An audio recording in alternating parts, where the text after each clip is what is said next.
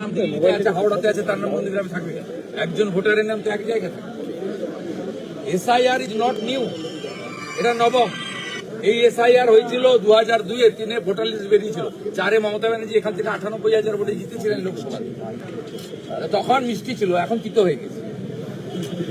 আরজিকর মামলায় আজকের আদালত বলেছে যে সিবিআই নতুন প্রযুক্তি ব্যবহার করতে পারবে এবং আপনাকে বলি থেকে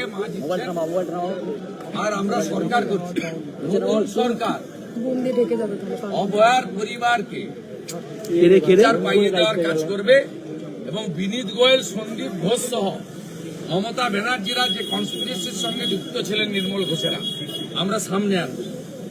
অপেক্ষা করে থাকুন।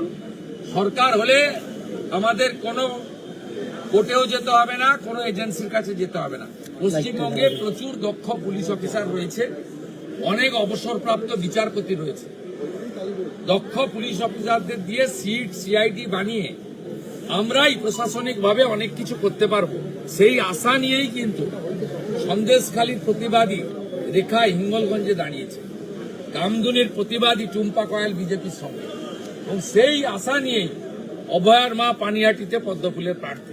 ওরা যাদের যে দলকে বিশ্বাস করেছে, আপনারাও সেই দলকে বিশ্বাস করতে পারেন। সিউড়িতে আজকে প্রধানমন্ত্রী সভায় আসার সময় বিজেপি প্রার্থীদের উপর হামলা হয়েছে, অ্যাটাক হয়েছে। কোন জায়গায় হয়েছে? এটা হয়েছে সোৎসাল এলাকায়। আমি এক্ষুনি ধ্রুব সাহা, জগন্নাথ চ্যাটার্জি, অন্য নেতাদের কুমার মন্ডলদের সঙ্গে কথা বলছি, ব্যবস্থা নেব। Thank you.